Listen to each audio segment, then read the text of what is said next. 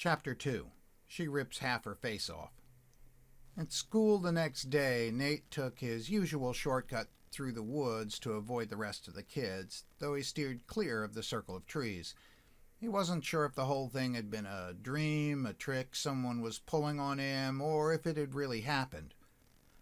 Whatever the explanation was, it was way too weird, and he figured the best move was to keep his distance for a while. Nothing strange happened on the way up the hill or along the ridge, so after a while he stopped worrying. It must have been some kind of trick. He started trying to figure out different ways to make it look like he was pulling the skin off his face. If he could work it out, then he'd have the perfect costume for Halloween. He'd walk in looking kind of normal, then reach up and, I bet someone will barf if I get it right. He laughed to himself. He was thinking about trying a mixture of some of his mom's face goop with some makeup or food coloring to make it look like skin plus flour to make it thicker. He was on autopilot, not paying attention. He was almost home after all. "Boo," came a quiet voice right in front of him. Nate looked up and shouted in surprise. Leaning against a tree, grinning and dripping, was the girl from yesterday. Nate looked around for a direction to run. If he could just get into his house. She shook her head and poked him in the chest. "Don't try it. I could have beat you when I was alive, and I run lots faster now," she said. Nate held up his fingers like a cross. "Get away from me. I don't want to be a vampire or anything." She shook her head and rolled her eyes. "Goody for you. What is all this hee-haw about vampires? Used to be when folks saw me they yammered on about zombies. For that it was space aliens. Why do you need to keep inventing new things to get appeared of? Seems like a good old-fashioned ghost should do the trick. Go away, whatever you are. Why, you got chores or a friend coming over? From what I've seen, you spend most of your time alone. Have you been spying on me?" "Nah, I just have a lot of time, and I notice things. Unlike you, I might add. And what I've noticed about you is that since you moved here last fall, I ain't seen a single friend come a-calling. When you're on the playground, you don't mess around with the other kids. You sit and read or just walk around by your own self. When you're home and you go outside, you mostly just go poking around in the woods." She cocked her head to one side and looked him up and down. "What's the matter with you? Forget to take a bath? Fart too much? Why don't you got any friends?" "I have friends. Plenty of friends. They're just back in Boston where I live." She smirked. "Seems to me you live here." "No, I don't. My mom made me come here, but we aren't staying." The girl shrugged as if she wasn't interested in arguing. "Well, no matter. You got time on your hands, and I need some help. You're the first kid in a lot of years who can see me, and my time is running out. I got something for you to do." "No way. I don't know you, and from what I've seen, I don't want to. I got better things to do."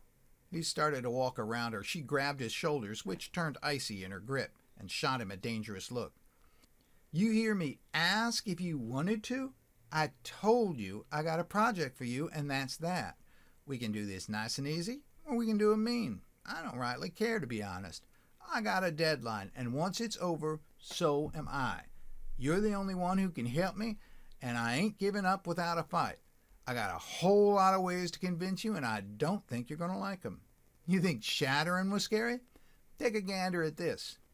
She reached up, grabbed one of her dripping pigtails, and yanked.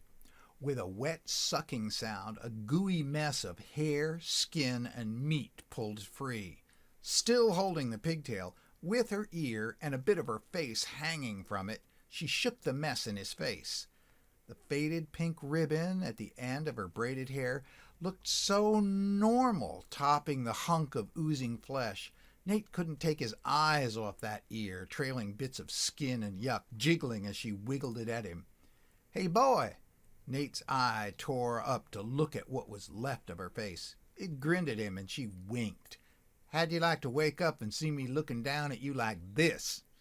Nate backed away, trying not to hurl. She swung the mess up and stuck it back onto her head and pointed at him.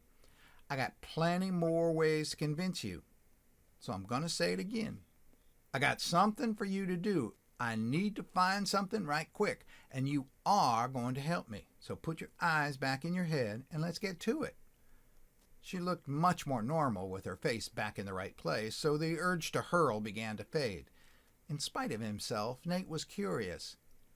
What could you want to find? You're dead. You don't need anything. You don't have any problems. She shook her head. There's more about being dead that you don't know than you do. It ain't so easy. Plenty of things end when you die, but a lot of them don't, particularly things you wish would end. Like what? She looked grim. Pain.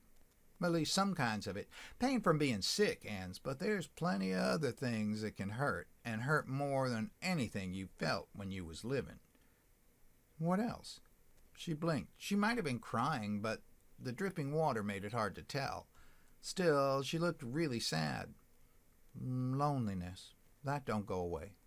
She shook her head like she was trying to shoo away an irritating fly, then glared at Nate. All this talk ain't any help. We got things to do and time's a-wasting. Are you in, or do you need some more encouragement? She grabbed her other pigtail. Nate waved his hands frantically to stop her. No, stop. I'll give it a try.